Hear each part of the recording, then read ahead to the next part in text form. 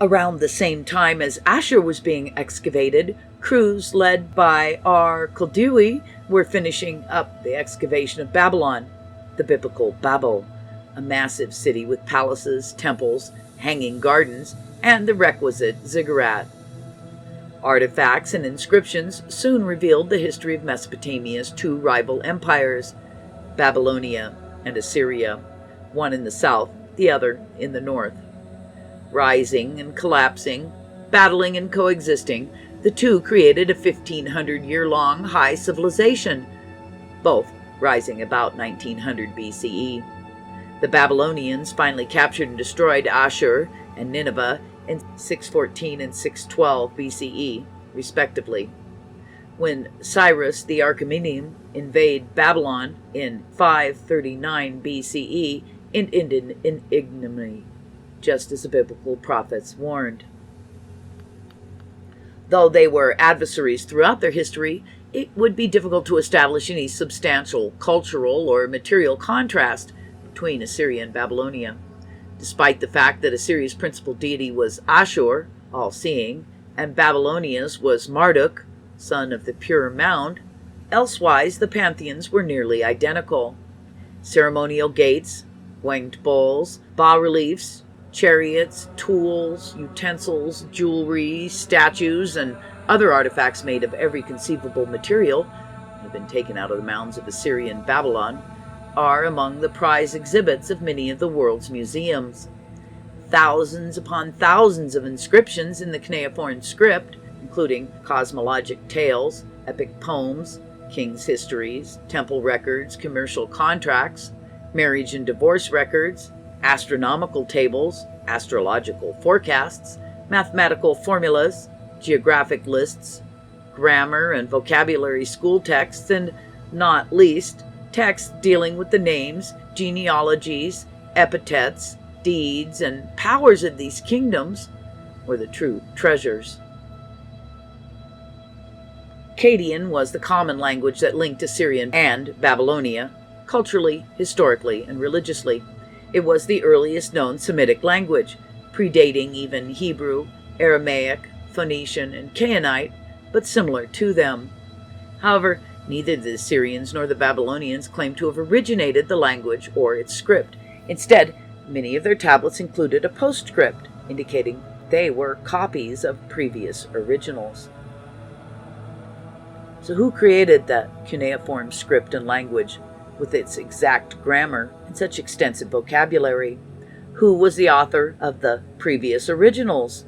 And why was the language known as Akkadian by the Assyrians and Babylonians? The book of Genesis is once again the center of attention. Babel, Erech, and Akkad were the beginnings of his reign. Could there have been such a thing? The remains of Mesopotamia have proven beyond a shadow of doubt that there was once upon a time a kingdom known as Akkad, founded by a much earlier ruler known as Shahrukun, righteous ruler. In his inscriptions, he claimed that his realm spanned from the lower sea, the Persian Gulf, to the upper sea, believed to be the Mediterranean, all thanks to the favor of his deity Enlil. He stated that he made more ships from numerous faraway lands at the dock of Akkad. Scholars were taken aback by the discovery of a Mesopotamian empire in the 3rd millennia BCE. Between the Assyrian Sargon of Du-Shahrukun and the Assyrian Sargon of Akkad, there existed a 2,000-year gap. Yet, long before the rise of Babylonian Assyria, the mounds dug up revealed literature, art, science, politics, commerce, and communications, a full-fledged civilization. Furthermore, it was clearly the forerunner and progenitor of the latter Mesopotamian civilizations. Assyria and Babylonia were simply branches off the Akkadian trunk. However, inscriptions detailing Sargon of Akkad's achievements and pedigree added to the enigma of such an early Mesopotamian civilization. They asserted his full title was King of Akkad, King of Kish, and that he had served as an advisor to the rulers of Kish before ascending to the throne. Was there perhaps an even earlier kingdom, Kish, that existed before Akkad? Experts wondered. The biblical verses received significance once more. And Cush begot Nimrod. He was first to be a hero in the land, and in the beginning of his kingdom, Babel and Erech and Akkad. Many scholars have speculated that Sargon of Akkad was the biblical Nimrod. If one reads Kish for Cush in the biblical verses above, it would seem Nimrod was indeed preceded by Kish, as claimed by Sargon.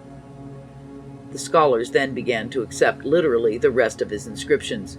He defeated Uruk and tore down its wall. He was victorious in battle with the inhabitants of Ur. He defeated the entire territory from Lagash as far as the sea. Is the biblical Arak the same as Uruk mentioned in Sargon's inscriptions?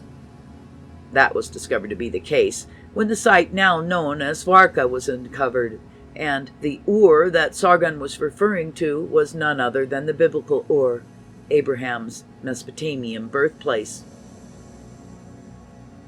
The archaeological discoveries not only confirmed the biblical accounts, but they also proved that there must have been kingdoms, cities, and civilizations in Mesopotamia before the 3rd millennia BCE. Only one question remained. How far back could one travel to identify the first civilized kingdom? The key that unlocked that conundrum was yet another language. Names held meaning not only in Hebrew and the Old Testament, but also throughout the ancient Near East, as scholars swiftly discovered. Every person and place name in Akkadian, Babylonian, and Assyrian had a meaning, but the names of the rulers who came before Sargon of Akkad made little sense. Zababa was the name of a king whose court Sargon was counselor. Lugal Zagizi was the name of the king who reigned in Erech, and so on. Sir Henry Rawlinson, speaking to the Royal Asiatic Society in 1853, noted that such names were neither Semitic nor Indo-European, and that they appeared to belong to no known group of languages or peoples. But if the names had meanings, what was the enigmatic language in which they were expressed? Scholars examined the Akkadian inscriptions once more.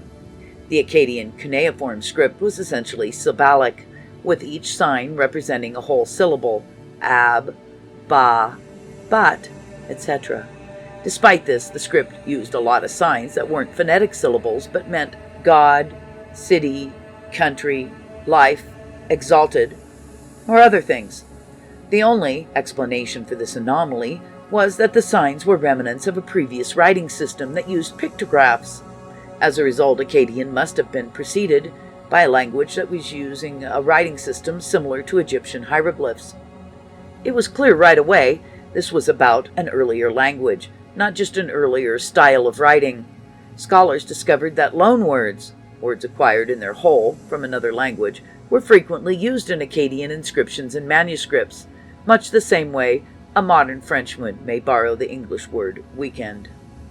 This was especially true when dealing with the scientific or technical terms, as well as subjects involving the gods and the heavens.